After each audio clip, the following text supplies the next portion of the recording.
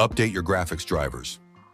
First, we want to make sure your graphics drivers are up to date. An outdated GPU driver is one of the main causes of this error. Here's how you do it. For NVIDIA users, head to the NVIDIA driver download page and get the latest driver.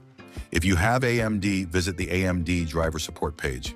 And for Intel integrated graphics, you'll want to grab the latest drivers from Intel's driver support site. Updating your drivers will ensure your GPU is fully optimized for the game. After installing, restart your PC and check if the issue is gone. Next up, let's disable hardware acceleration in some of the apps you might have running in the background, like Chrome or Discord. These programs can sometimes conflict with the game and cause errors. In Google Chrome, go to Settings greater than Advanced greater than System and turn off Use Graphics Acceleration when available. For Discord, open it up, go to User Settings greater than Advanced and disable Use Graphics Acceleration when available there too. Once you've done that, try launching the game again. If the error persists, it could be because your GPU is struggling with the game's graphics. Let's try lowering the settings to ease the load. Head into the graphics settings and adjust the following. Lower the resolution if you're running it at 4K or higher.